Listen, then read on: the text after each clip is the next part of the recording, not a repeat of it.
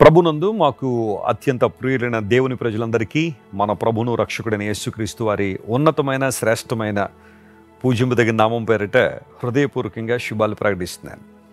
యేసుక్రీస్తు నిన్న నేడు నిరంతరము ఒకటే రీతిగా ఉన్నాడని బైబిల్ సెలవిస్తుంది. మన దేవుడు మాట తప్పనివాడు, మారనివాడు. ఆయన పరిస్థితులు మారిపోవచ్చు, మనుషులు మారిపోవచ్చు, రాజ్యాలు మారిపోవచ్చు, రాజులు మారిపోవచ్చు, ఎన్నో మారిపోతున్నాయి ప్రపంచంలో. కానీ దేవుడు మారనివాడు, మాట తప్పనివాడు. వాగ్దానం చేసిన దేవుడు వాగ్దానం నెరవేర్చడానికి ఆయన ఎల్లప్పుడూ కూడా ఆశాబుద్ధుడు. ఆయన అలాంటి గొప్ప దేవుణ్ణి ఆరాధిస్తున్నందుకు మనం నిజంగా అతిశయపడాలి. ప్రభువుని ఇంకా ఇంకా స్తుతించాలి. ఎంత ఎక్కువగా మనం దేవుని స్తుతిస్తుంటామో మన పరిస్థితుల్లో అంత మార్పును మనం గమనించగలుగుతూ ఉంటాం. రాజమండ్రి క్రైస్ట్ టిప్ సెంటర్లో ప్రతి ఆదివారం వేలాది కుటుంబాలు దేవుని ఆరాధిస్తూ, దేవుని మాటలు వింటూ, వాక్యము ద్వారా తమ జీవితాలు కట్టుకుంటూ ప్రభు కృపలో వర్ధిల్లుతున్నారు. మీలో చాలామంది కూడా వాక్యం ద్వారా దీవెన పొందుతున్నారని విని నేను ప్రభువును స్తుతిస్తున్నాను.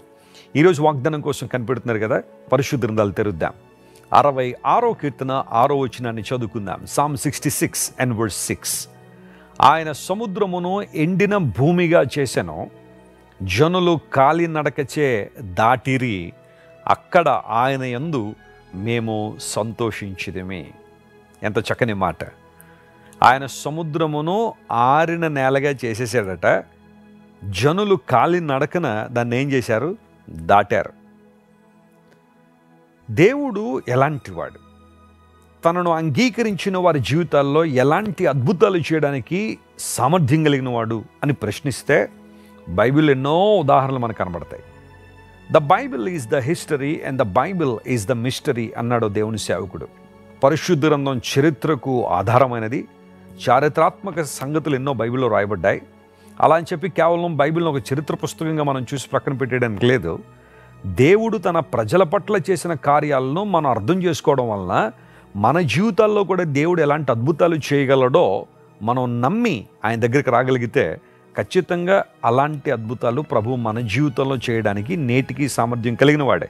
అయితే ఆయన చిత్తానుసారంగా దేవుడు మన జీవితాల్లో అద్భుతాలు జరిగిస్తారు.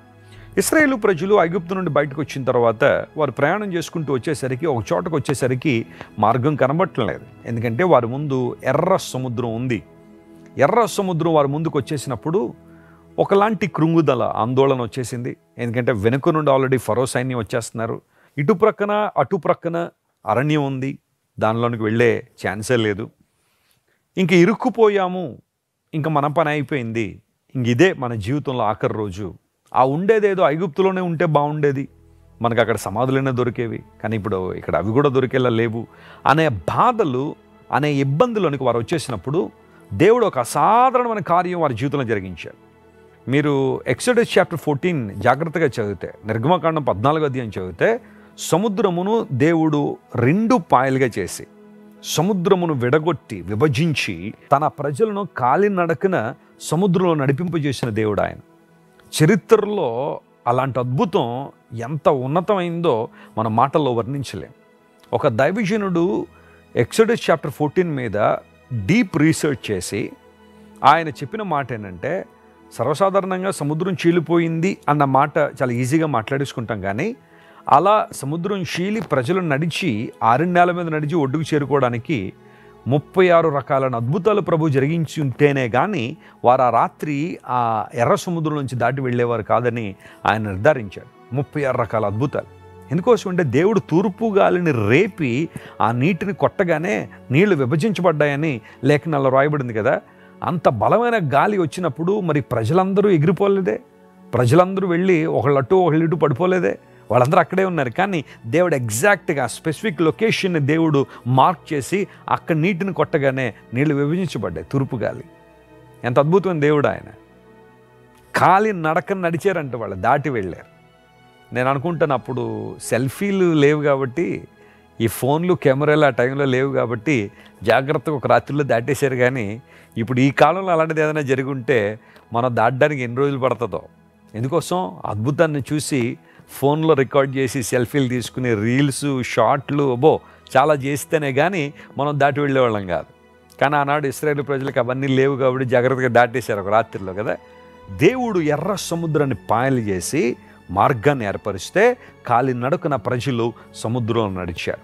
What a wonderful experience it was walking through the sea. ఈరోజు బహుశా నీ జీవితంలో ఒక ఎర్ర సముద్రం ఉందేమో.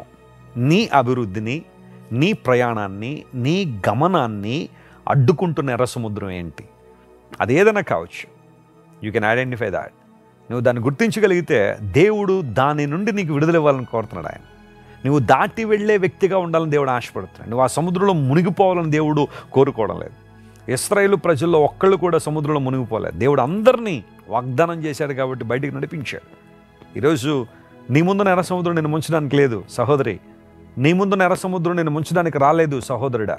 నువ్వు దాటి వెళ్ళి దేవునికి మహిమకరంగా బ్రతుకుతావని ఆ ఎర్ర సముద్రం బహుశా నీ ముందుందేమో. What you have to do? Look unto God. దేవుని వైపు చూడు.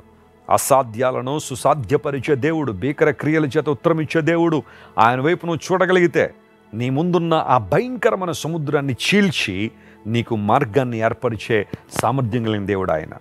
పాల్ యాంగిచో అనే దేవుని సేవకుడు లంగ్ డిసీజ్తో బాధపడుతూ, ట్యూబర్క్యులోసిస్తో బాధపడుతూ హాస్పిటల్లో ఉంటే డాక్టర్ చెప్పాడు 3 నెలలకి నీకు బ్రతకవని, చచ్చిపోతావు అని చెప్పిన ఆ వ్యక్తి ఆ తర్వాత యేసు ప్రభువును అంగీకరించిన తర్వాత పూర్ణ స్వస్థత పొంది అనేక సంవత్సరాల బ్రతికి అద్భుతమైన పరిచర్య దైవజనుడు చేశారు.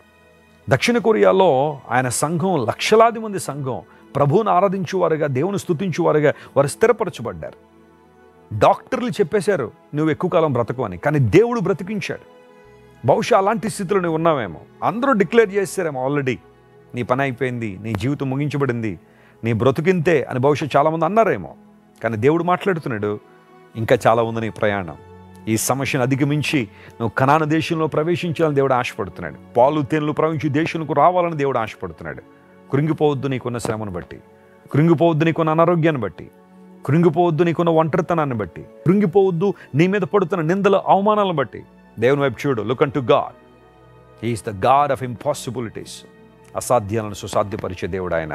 కాలి నడకన ప్రజలు సంతోషించి ప్రభువులో ఆనందించారట. అంతవరకు ఆందోళన చెందిన వారు ఆనందించేవారుగా మార్చబడ్డారు. కారణం దేవుడు వారి స్థితిగతుల్లో జోక్యం కలిగించుకున్నాడు. Praise the lord. ఈ వాగ్దానాన్ని ఈరోజు క్లెయిమ్ చేసి ప్రభువును స్తుతించండి. అసాధారణమైన అద్భుతాలు మీ జీవితంలో జరుగుతాయి. ప్రార్థన. ప్రేమగల తండ్రి, ఇంతవరకు మీరు మాకు ఇచ్చిన మంచి వాగ్దానాన్ని బట్టి నీకు వందనాలు. నీవు సముద్రమును 6 నెలలుగా మారిస్తే నీ జనులు కాలినడకన సముద్రాన్ని దాటారని నీ లేఖనాల్లో మేము చదివాను. అక్కడ ఆయన ఎందు వారు ఆనందించారని. అవునయ్యా, దుఃఖము, వేదన, ఆందోళన మమ్మల్ని అలుముకున్నప్పుడు ఆనందభరితులుగా చేయాలనేదే నీ చిత్తము, నీ ప్రణాళిక. ఈరోజు మా ప్రియులు ఎంతమంది అయితే ఎర్ర సముద్రం దగ్గర నిలబడి ఎటుపోవాలో తెలియక ఇరుక్కుపోయామన్న బాధలో ఉన్నారో ప్రభా, వారి స్థితిగతులను జోక్యం కలిగించుకోండి.